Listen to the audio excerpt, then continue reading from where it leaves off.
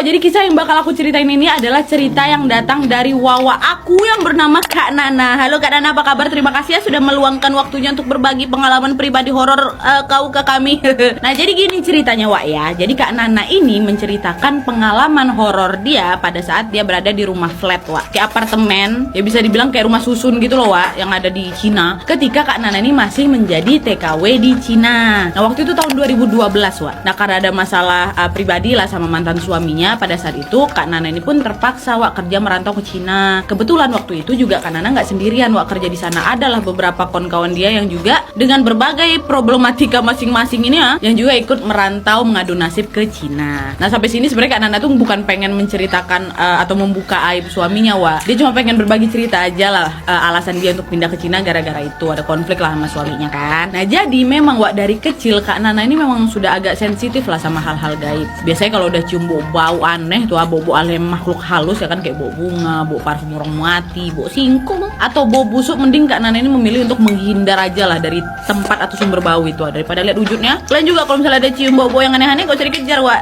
cabut aja kan dibanding nanti dia. Oke lanjut, jadi Wak ceritanya waktu itu Kak Nana ini tinggal lah bersama 8 orang teman ceweknya yang kebetulan semua itu dari Indonesia. Nah, untuk menghemat biaya rumah flat itu ya kan, makanya mereka ini rame-rame lah tinggal di rumah flat ini nih ha. Aku kasih bentukan atau denah rumah flat itu ya di dalamnya kayak mana ya. Nah, jadi Wak di rumah flat itu ada 2 kamar yang mereka tempatin. Di sini kita namain kamar 1, kamar 2 ya. Nah, kamar Kak Nana ini di kamar 1 Wak, berempat mereka. Sisanya 4 lagi di kamar 2. Nah, terus ada 1 toilet, 1 dapur, 2 balkon di setiap sisi ya. Ada di depan, ada di belakang. Dan ada lagi Wak 1 kamar yang agak kecil yang tidak pernah dibuka dan gak boleh dibuka sama sekali oleh si pemilik rumah itu, di kamar nomor 3 ini. Jadi kamar yang mereka tempatin cuma di kamar 1 sama kamar 2. Nah, balkon Wak, kan tadi aku bilang balkon ada 2 ya. Nah, dari dapur, kamar 2, kamar 3 ini balkonnya nyambung Wak, panjang gitu balkonnya ya. Kita sebut ini balkon 2. Nah, yang di dekat ruang TV ini Wak itu balkon 1. Dah kebayang ya setnya ya. Nah, karena rumah flat itu murah Wak, jadi ya di sana nggak ada lift. Jadi orang mau naik turun tuh pakai tangga. Dan beberapa lampu juga di sana selalu mati Wak, walaupun memang udah diganti yang baru lah gitu di beberapa spot. Waktu itu mereka tinggal di lantai 8. Oh ya, si pemilik rumah ini Wak cuma datang 1 bulan sekali aja, itu pun juga cuma untuk nagih uang sewa sama ganti sesaji tempat dia sembahyang tuh Wak, yang pakai dupa tuh ha. Ada di sana, jadi tiap kali datang dia sekalian ganti dupa itu. Nah, mereka semua nih nggak tahu nih riwayat rumah flat ini gimana dulunya. Pernah ada tragedi ini itu atau enggak kah? Semua nggak tahu, yang penting taunya rumah itu murah, nyaman, bersih. Ya udahlah mereka ambil ya kan. Belum aku mulai cerita. Ngetok deh. Coy. Aspi. Ade. Gak salah. Hari-hari sih biasa aja Wak awalnya. Gak ada kejadian-kejadian macam-macam lah gitu. Oh ya, sebelumnya juga Wak ya, ada 1 anak lama yang tinggal di situ juga. Dan dia nih tahu nih kalau rumah flat itu angker. Cuma dia sedikit pendiam Wak. Jadi dia lebih memilih untuk tinggal bareng pacar dia tuh yang orang lokal daripada tidur di situ. Dia cuma datang siang aja gitu Wak untuk istirahat si kakak 1 ini ha. Jadi dari mereka yang ber-8, jadi yang aktif tinggal di situ tuh cuma ber-7. Nah, yang ber-7 ini yang anak baru ini kurang tahu persis tuh sosok apa aja yang ada di sana. Cuman yang si kakak 1 dia udah tahu kalau tempat itu angker, cuma kan ada pendiam, dia nggak ada sharing gitu. Nah, udah ya Wak ya. Sekarang kita mulai nih kerangkaian kisah horornya. Jadi Wak setelah sudah sekitar 1 bulan lah kan kerja di sana, gajian pertama lah Kak Nana ini kan. Dah mereka makan-makan, terus mereka shopping lah dikit-dikit gitu. Nah, di malam harinya waktu itu Kak Nana ini lagi video call sama mbaknya yang ada di Indonesia. Nah, Kak Nana ini Wak video call di pojok balkon 2. Masih ingat ya posisinya kayak mana? Dapur, kamar, sama kamar 3. Balkon panjang. Dia duduk di balkon pojok. Berarti di depan kamar 3. Nah, posisinya Kak Nana ini menghadap keluar Wak. Menghadap keluar ke pagar balkon. Jadi layar HP ini kan otomatis ngadap ke arah jendela kamar 3 yang nggak boleh dibuka apalagi dimasukin kan. Jendela Wak, jendela memang. Jendela kamar 3, kamar 2 tuh jendela semuanya. Nah, video call ya Mbak, apa kabar? Bahasanya banyak. Nah, pas lagi video call ini Wak, tiba-tiba Mbak ya Kak Nana ya teriak kencang kali, astagfirullah, astagfirullah kata dia. Kaget lah kan anakku, ngapa kau kata. Tahu kalian si kakak itu ngomong apa? Itu kata dia gitu sambil nunjuk Wak, tapi matanya merem. Nah, Kak Nana waktu itu sempat mikir loh, bukannya di belakang Eke ini kamar kosong ya? Karena penasaran Kak Nana ya kan. Dia tengok di layar handphone gak ada apa-apa, ya balik kan badannya, dia tengok ke arah jendela kamar 3 itu. Dan kalian tahu apa yang dia tengok? Ya Allah, ada muka pucat kali Wak, di balik kaca jendela bening itu mukanya pucat, dua tangannya nempel di jendela, terus menyeringai. Itu. Kalian bayangkan, di video call ada jendela, waktu kalian tengok di layar handphone gak ada, waktu kalian nengok ke belakang, bayangkan. Apa gak langsung terkejut Kak Dina, langsung lari, dia teriak juga kan, buru-buru masuk ke dalam. Dia tutup pintu dapur, dia masuk ke kamar dia Wak, tanpa dia melihat pintu kamar ketiga Wak. Karena kan waktu mau balik ke kamar dia, kamar 1 itu kan harus lewat kamar 3 lah gitu istilahnya kan. Walaupun ketutup, dia gak mau nengok kamar 3 itu, karena mungkin takut dia kan terpikir sama dia nanti nongol pula dia dari depan pintu itu ya kan. Udah lah, masuk kamar di kamar 1 itu. Nah teman-teman Kak Nana yang ada di kamar 1 itu pada heran lah kan, kok ngapa kau kok lari-lari kayak gitu, baru nengok setan kau, kata Dwi nih nama kawannya yang nanya gitu. Nana bilang, jangan kau kencang-kencang kau, aku baru aja betulan Wak, betulan aku diliatin setan.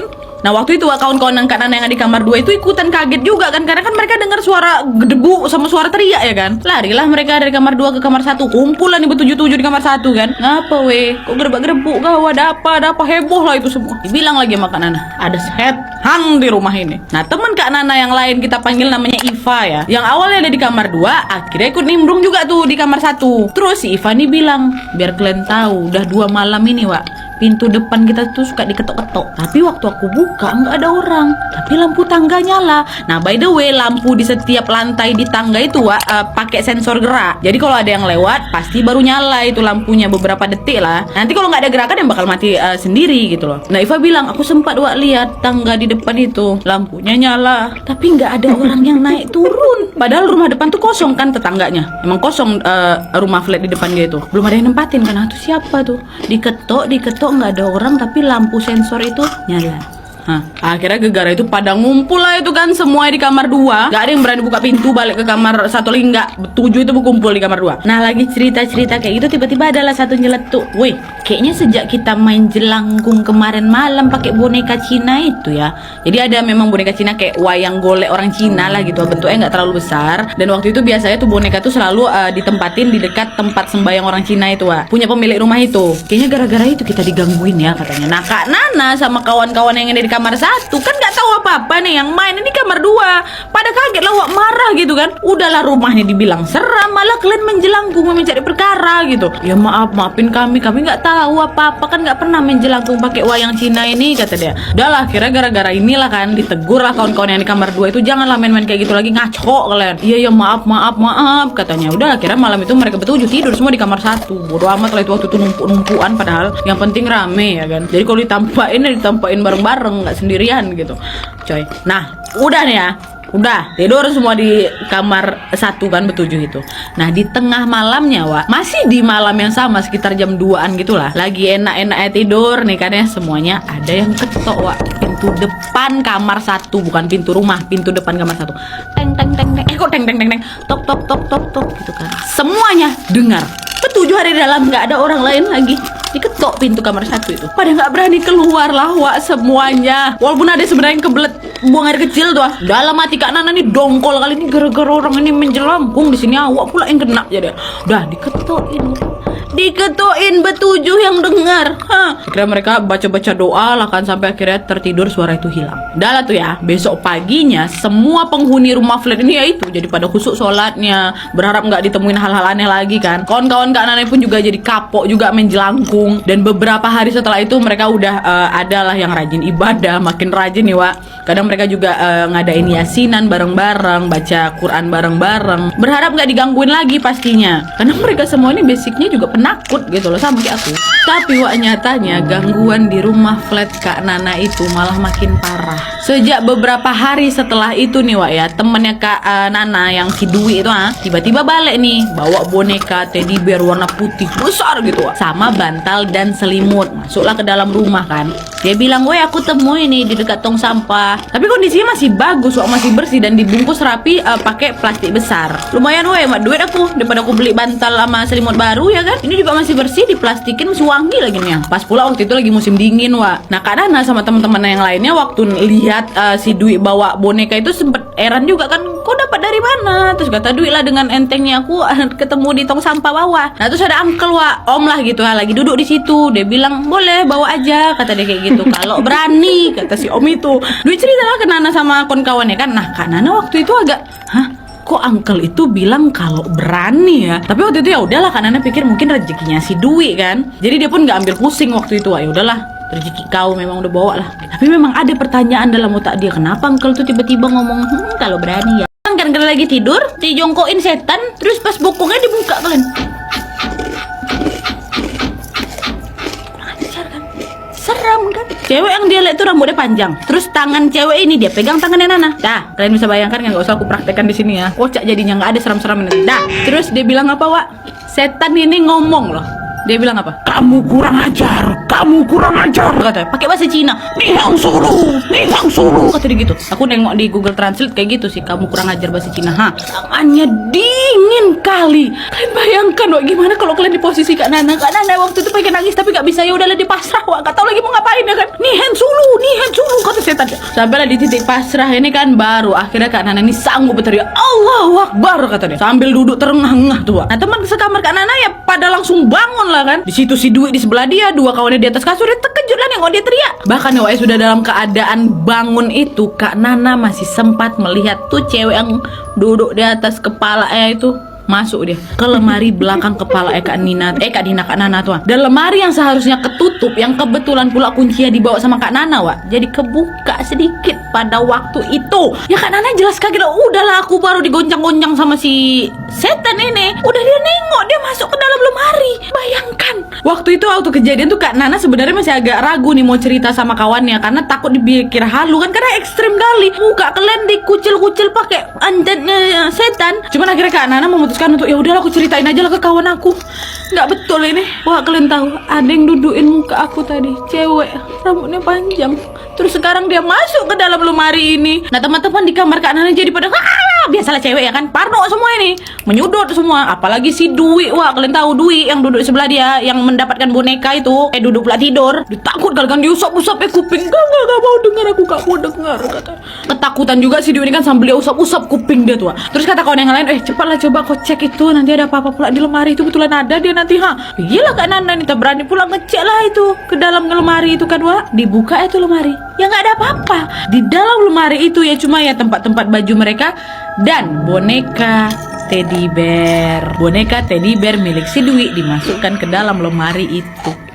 Ya, tahan dulu, nanti ku ceritain soal teddy bear ini ya. Nah, yang anehnya adalah kunci lemari itu masih Kak Nana pegang, tapi lemarinya udah bisa kebuka. Makin bingung lah Kak Nana di situ ya kan.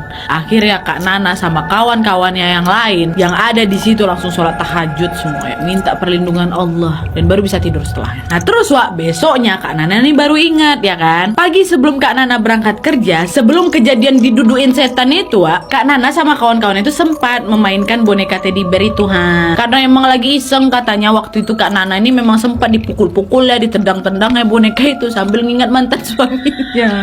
Jadi waktu itu Kak Nana anggap tuh teddy bear tuh laki dia lagi tuh, mantan laki ya. Kak Nana ajar habis-habisan itu bonekanya, Wak. Setelah puas dia kan barulah disimpan lagi ke dalam lemari. Dalam hati Kak Nana mikir, apa gara-gara ini aku dibilang kurang ajar sama setan tadi tuh ya. Ngamuk lah dia, aku tendang-tendang pukul-pukul lah gitu istilahnya. Dan hari itu juga akhirnya Kak Nana sepakat sama kawan-kawannya, udah ya Dwi, kami mohon maaf ini, buang boneka itu, kembalikan boneka itu. Kalau nggak kau nanti keteror-teror terus. Nggak boneka aja, selimut, bantal yang ku ambil tuh balikkan lagi. Ayalah, aku juga takut sama boneka itu, kata si Dwi. Udah yuk kita packing nih bonekanya. Nah, di saat mereka mau mengembalikan boneka itu, Kak Nana sama si Dwi ini ketemu lah sama si uncle. Masih ingat kan om yang pertama tadi bilang ambil aja kalau berani tuh, masih ada duduk di situ. Dah Kak Nana sama si Kak Dwi ditaruhnya lah di tempat semula kan. Om tuh ngeh nih, kenapa dibalikin, katanya kan. Nggak apa-apa uncle, nggak apa-apa. Sambil senyum terpaksa gitu. Terus uncle ini nyeletuk, ditakutin setan ya, katanya. Ya mereka kaget lah, kok si uncle ini bisa tahu tahu? Kok Uncle tahu, Uncle? Uncle tuh cuma jawab, ya tahu lah orang ini punya anak tetanggaku kok yang kemarin mati kecelakaan. Ini barang kesayangan dia semua ini. Enteng kali ya si Uncle ngomong gitu ya. Nah sama ibunya udah disimpan, tapi katanya seisi rumah malah ditakutin sama anak itu. Fix lah Wak. Emang marah itu mungkin setan yang ada dalam boneka itu. Kan dia macam mana dipukuli tendang sama si Kak Nana. Udah lah tuh akhirnya, oh ya sudahlah Kak Nana nggak mau ambil pusing lagi ya kan. Yang penting menurut dia tuh boneka udah dibuang lagi, dan mudah-mudahan hantu yang ada di boneka itu nggak ganggu lagi. Udahlah penghuni di rumah flat itu nyebelin, tambah lagi satu makin pusing lah mereka kan. Ya udahlah kita balikin aja, semoga nggak ngikut lagi tuh setannya. Nah dah tuh baliklah mereka kan. Balik dari situ Wak, karena ini ceritakanlah ke kawan-kawannya soal masalah boneka itu, soal apa yang dikatakan si Uncle kan. Semua pada merinding juga lah, ketakutan. Nah setelah berkumpul ini malah si Dwi baru cerita, weh sebenarnya waktu malam itu, waktu kau teriak diduduin setan itu, aku juga ditakutin. Ngapa Wi, kata Kak Nana kan. Iya waktu aku tidur aku dengar ada suara nafas dari atas kepala aku gitu kan. Oh, di belakang dia itu loh lemari. Nah aku sempat kebangun tuh gara-gara ngerasa merinding parah lah di bagian punggung aku. Waktu itu posisi tidurnya Dwi ini ngadap ke Kak Nana Wak. Awalnya aku cuek aja, tapi lama-lama kok kuping aku nih basah. Terus udah basah dingin pula Wak, kayak ada yang jilat-jilat kuping aku katanya. Aku nggak berani buka mata tuh, baru berani setelah aku teriak itulah bilang Allahu Akbar katanya. Makanya dia waktu dicerita dia gini-gini kan, ngusap-ngusap telinga kan Kak Dwi. Ini setannya agak sopan doa ya, udah kepala orang dikunyel-kunyel pakai bokongnya, telinga orang dijilat-jilatnya. Ih coy. Nah gara-gara sering digangguin inilah pasti Kak Nana sama kawan-kawannya pun yang nggak betah lah tinggal di rumah flat itu Wak. Pengen kali mereka pindah dari situ, tapi mau gimana? Cari rumah flat yang sesuai budget dan bersih juga nggak gampang di situ. Akhirnya mau nggak mau mereka ya harus jalani lah sampai ini masa rumah flat ini habis kan. Sambil mereka juga tetap nyoba-nyoba cari rumah flat yang lain. Mereka semua coba bertahan lah Wak, walau rasanya muak kali. Memang hari-hari itu ditakutin sama hantu di sana. Tiap malam Wak pasti ada aja gangguannya. Yang orang main keran air lah dibuka tutup tuh. Ada orang yang main pisau sama talenan, ada suara ketok-ketok pintu, boneka wayang yang ada tempat sembahyang tuh gerak-gerak sendiri. Bahkan mereka semua dengar suara cekikikan atau suara tangis gak jelas sepanjang malam. Sampai akhirnya Wak seminggu kemudian dapatlah tuh mereka rumah flat baru ya kan. Dan semua pada setuju nih buat pindah hari itu juga. Dan sebelum Kak Nana nih cabut dari rumah flatnya Wak, Kak Nana dan teman-temannya ini sempat kepo lah kan, pengen ngeliat kamar yang dikunci sama si pemilik rumah flat kamar 3 itu loh. Akhirnya mereka sepakat, yuk kita tengok yuk. Kalaupun kita lihat kan kita udah gak tinggal di sini lagi gitu kan. Akhirnya mereka lihat lah itu Wak, rame-rame dari atas pintu tuh jadi ada kayak kaca bening gitu, tapi udah kotor, udah buram lah gitu. Udah mereka tengok, dan kalian tahu isinya apa? Sebenarnya isinya nggak ada apa-apa Wak, cuma anehnya di temboknya tuh kayak kepasang kayak kertas-kertas kuning yang bertuliskan huruf Cina warna merah tuh, tahu kan kalian? Banyak tuh ditempel-tempel ya. Nggak tahu buat apa, mungkin buat jimat mungkin kalau menurut Kak Nana. Nah ada puas teka mereka nengok, wih ada apa ini, ternyata ruangan ini kenapa dikasih jimat-jimat kayak gini. Yang penting udah puas teka ya kan. Cabutlah mereka dari rumah flat itu.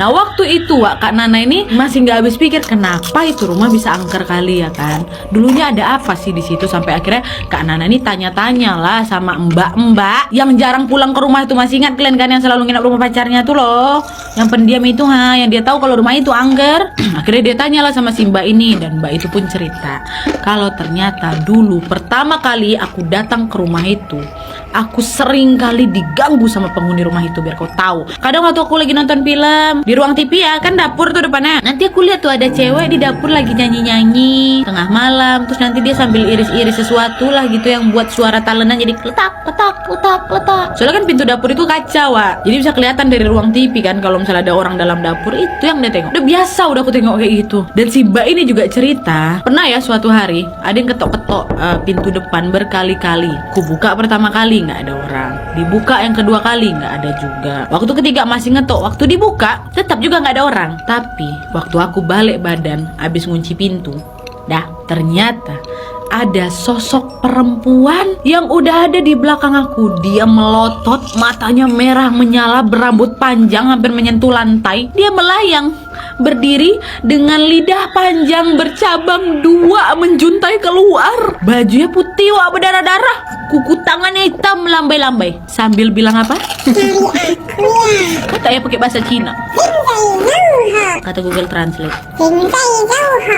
Mbak itu nengok itu langsung pingsan deh. Makanya Wak sejak kejadian itu dia jadi nggak mau lagi tidur di rumah itu, nggak mau balik lagi ke rumah itu. Nah terus Wak ternyata dengar nih dari uncle yang kerja di bawah yang bersih-bersih itu loh, uncle itu dulu ternyata pernah terjadi kasus bunuh diri di rumah flat itu di tahun 90-an. Dan yang bunuh diri itu adalah adik dari si pemilik rumah yang memang lagi depresi. Dia loncat dari balkon terus jatuh dengan kepala terlebih dahulu. Nah setelah mendengar cerita itu Kak Nana jadi nggak tahu pasti nih sosok yang menakutkan itu dari boneka atau dari si kamar itu. Yang jelas kejadiannya udah bikin trauma seisi rumah flat, Wak. Dan alhamdulillahnya semenjak pindah dari situ nggak ada lagi lah kejadian-kejadian aneh yang menghampiri mereka semua. Terakhir Kak Nana bilang sebelum Kak Nana balik ke Indonesia, ada tuh orang Filipina yang nempatin rumah flat bekas mereka itu. Semoga aja lah dia bebe aja.